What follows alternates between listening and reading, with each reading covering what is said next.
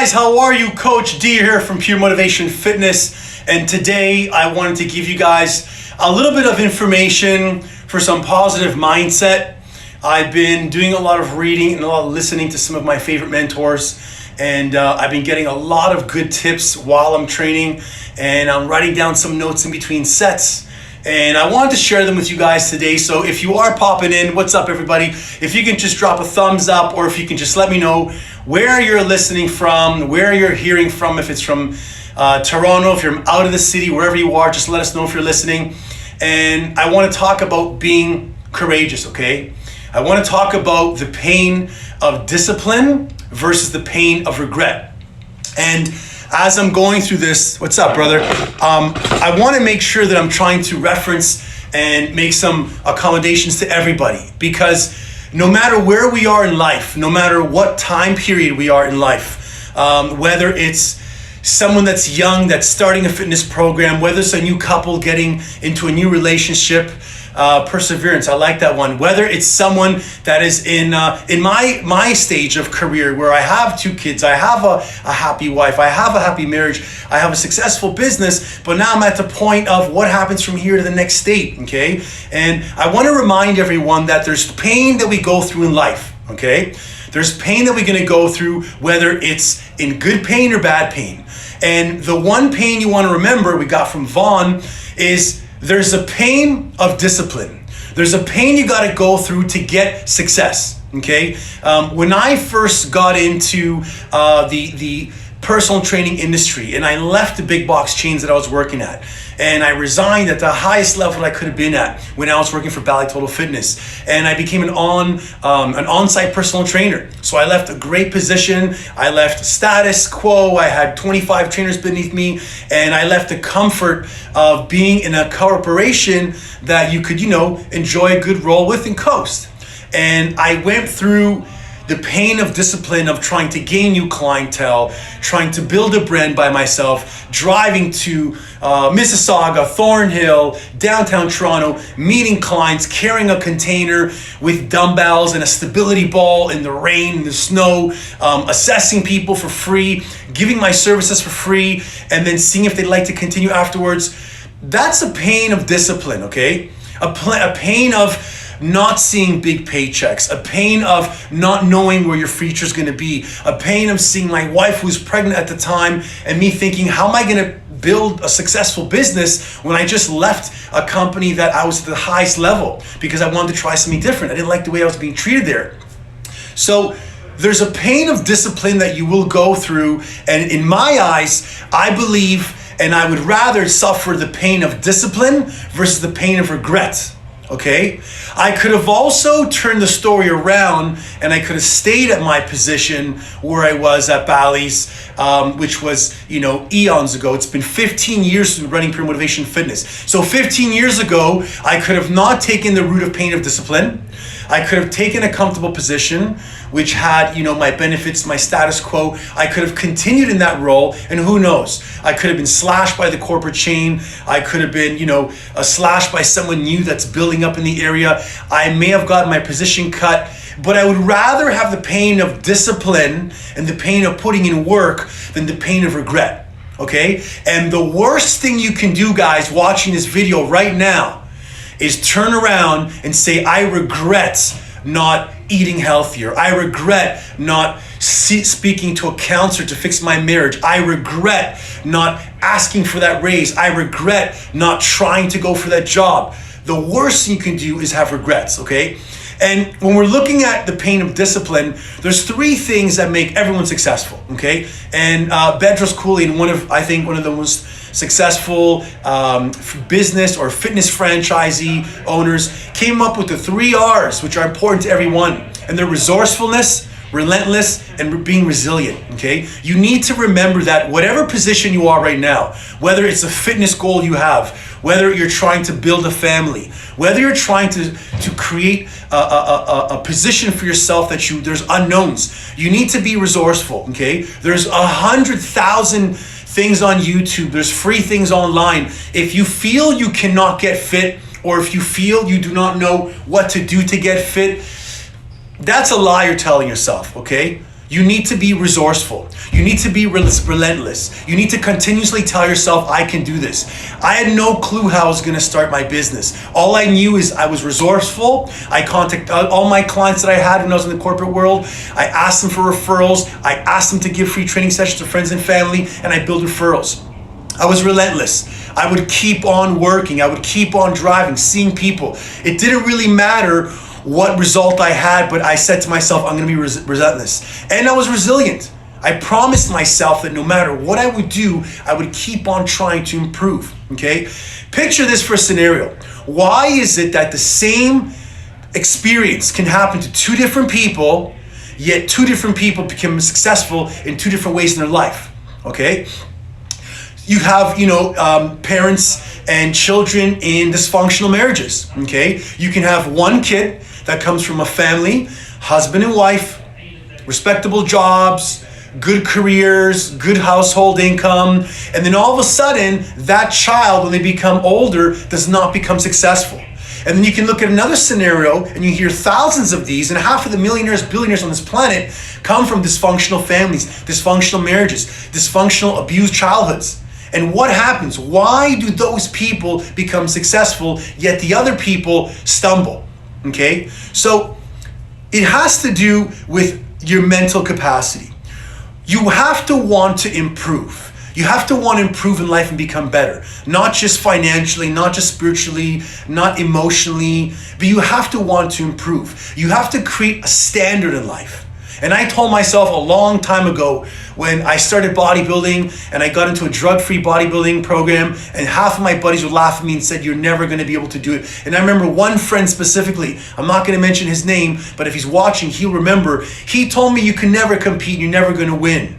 And at my first bodybuilding show, when I came first place at that first place show, all the discipline and all the pain that I went through to train was to prove that one person wrong.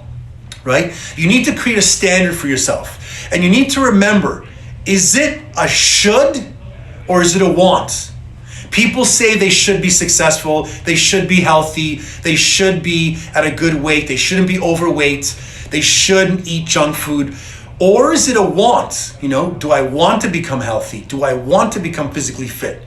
You got to tell yourself, which one is it? Is it a should or is it a want? Okay? Success is a measure of work completed, not achieved. Remember that.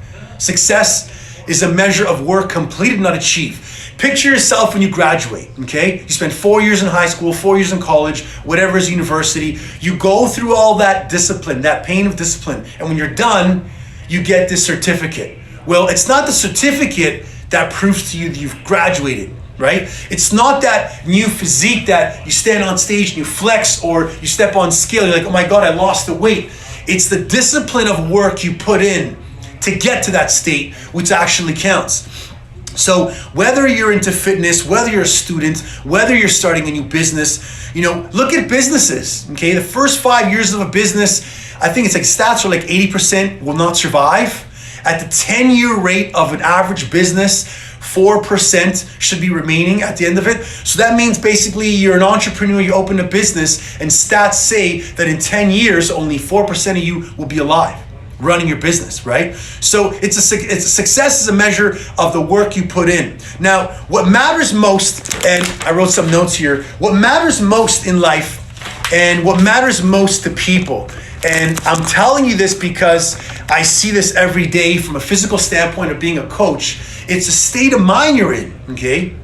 And you gotta remember, when you wake up in the morning and you're not feeling you're in a good mood, look at your state. Your shoulders are down, your face is looking shitty. You walk around and someone says, how are you? You say to yourself, you know what? I'm okay. Listen to the way you speak, okay? We're in a pandemic here. Some businesses are closed. Our business is closed.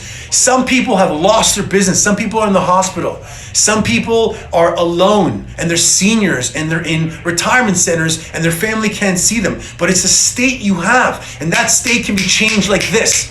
1, 2, 3. You either wake up in a shitty mood and you stay in a shitty mood and your life will be shitty. Or you wake up and you tell yourself that happiness is a decision, okay? And you have the choice every day to make that.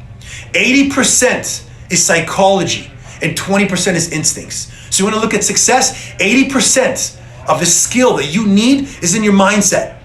And you need to tell yourself, is the environment that I'm around going to sabotage what I'm trying to accomplish? If it is, get rid of the environment you're around. Because 80% of your success, ladies and gentlemen, is in sticking between your head and your skull.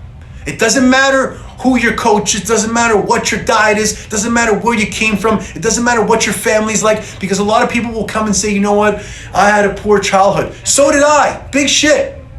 I had parents that were in divorce, or I had abusive parents. Guess what? We all have some struggles, okay? I come from a dysfunctional family. Many people grew up without a parent. Many people grow up and they don't have parents and they're adopted. Many people have struggles with disabilities. We all have the challenge, but it's 80% of that mental capacity that's gonna make you or break you. So what we get doesn't make us happy in life. It's when you progress, and when you improve is when you feel you have progress. Here's an example for you, okay?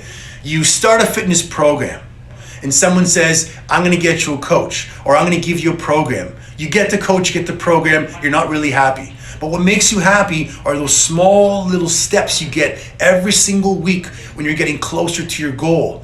So you gotta ask yourself, do you have the mentality of the why bother? I don't care, I can't really do this. You know what, maybe it's not for me. Do you feel like you're not worth it?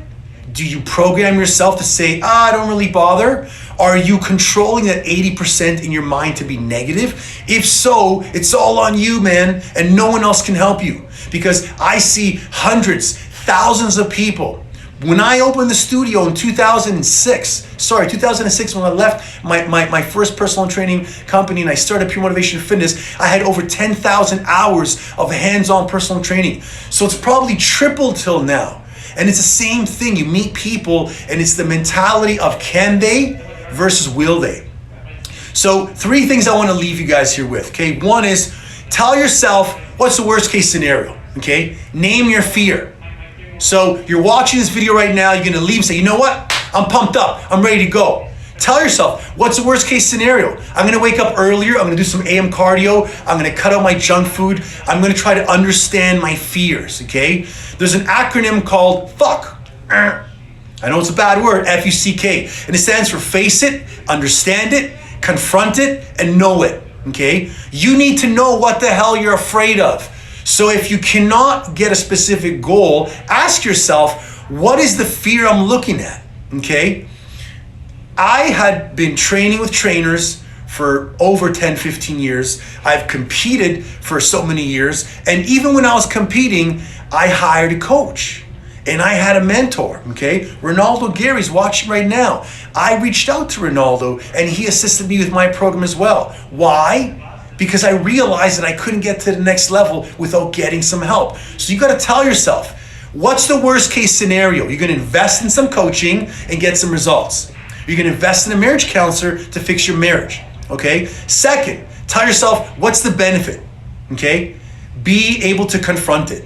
So you're afraid to start a fitness program. You're afraid to start a new diet program. You're afraid to tell your family that you want to spend some money to invest in a coach. Well, what's going to happen if you do? Outweigh the benefits and the negatives, okay?